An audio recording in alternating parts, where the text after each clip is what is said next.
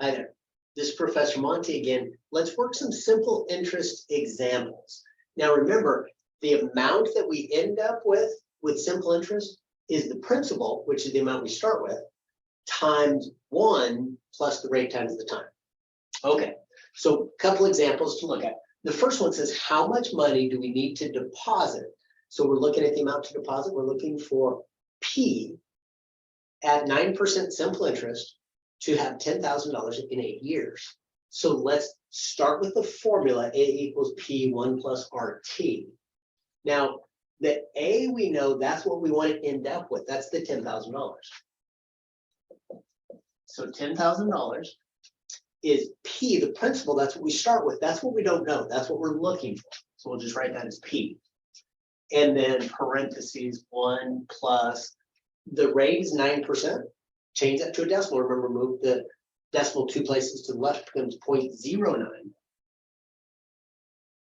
times the time, 8 years. Okay, so I can plug this in my calculator. That's all a number. I'm going to get 1 plus 0.09 times 8 is 1.72. So I have 10,000 equals P times 1.72. And then algebraically, this P is multiplied by 1.72. We need to do the opposite, which is divide by 1.72. And whatever we do to one side, we have to do to the other side. So it's 10,000 divided by 1.72, rounded to 2 decimal places, the nearest penny, is $5,813.95. And that's P. These cancel out. And that's my answer. Okay, let's try another one. This one says, what simple interest rate R? So we're using this formula again. We're going to solve for R. Now, one thing to bear in mind, whether we're solving for R or whether we're solving for T is going to be the same method. Okay, so this example could be done exactly the same way if we were solving for T. It says, what simple interest rate R will give us $6,400 after 12 years if we deposit $4,000 today? So again, use that problem or that formula, A equals P times 1 plus RT.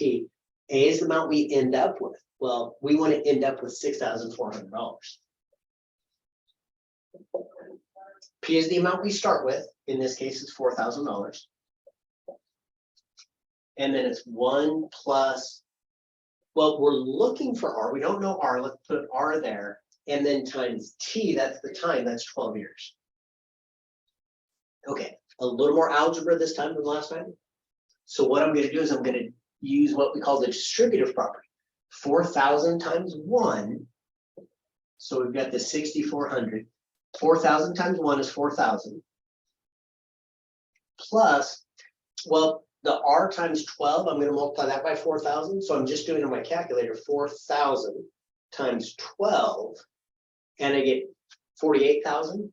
And the R is still there. So it's 48,000 R. To solve for R, here's what we do. We're going to subtract away the 4,000 first. Whatever we do to one side, we do to both sides of the equals.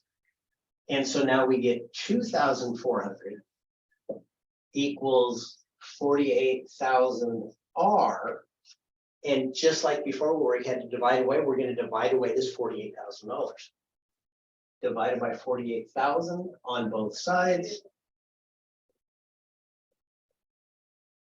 And we get R equals 2,400 divided by 48,000 is 0.05. And that's our answer. As a percentage, remember now we would move the decimal 2 to the right and add a percent sign. So we'll just say here, R equals 5%. And that would be my answer. So if I was solving for time instead of rate, it'd be whatever the rate is, say 5% in this case, 0.05 times T. And then I'd come down and I'd solve for T instead of R, but I would do it with the same methodology. All right, hope that helps. Work some of these. It takes a little bit of practice, a little bit of algebra, but not too complicated. Once you get the flow of it, I think it'll come pretty easily. All right, best of luck to you, and we'll talk again soon.